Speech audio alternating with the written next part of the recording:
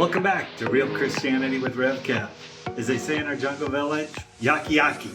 Thanks to you who have subscribed. If you haven't, please click on the little billy bob. Megachurches. Yeah, I spent 5 years in the jungle of Indonesia. Our church was pretty small, about 40 people. Those who lived in the village who were following Christ or interested in coming to the church. I grew up in churches that were 300 to 500 people. Attended as an adult churches that were more around the 800 number. What's the right number? You know, the Bible talks about the church as being a family of God, where you go and you serve together, not just to get, but to serve and to connect and pray for and uplift those who are struggling.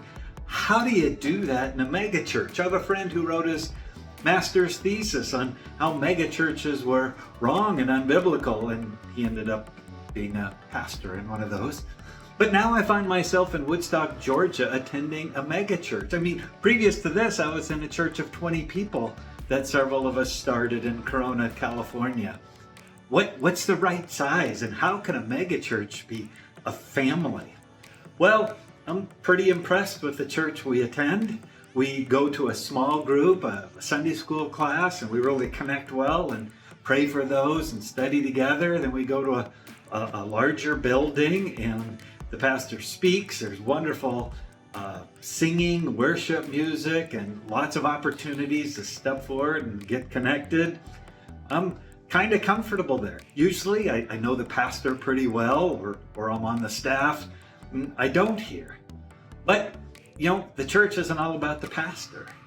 The church is about a group of Christians getting together. Do they care about each other, and do they care about the lost around them in a hurting world?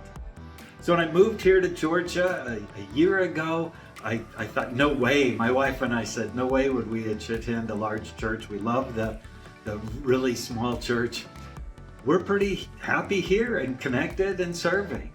So you know what? I had some strong opinions. I felt like the pastor was more of a CEO than a pastor who cared for others.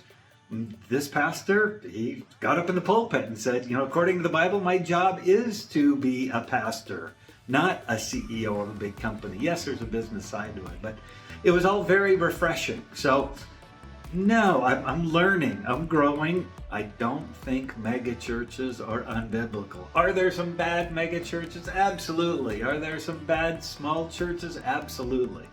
But find a place where you can not just learn, don't sit there and say, hey, what can I get? But find a place where you can connect and you can serve others, because we live in a hurting world of both Christians and unbelievers who need all of us to step forward to reach out and serve others. This has been Real Christianity with Rev Kev. Yaki yaki.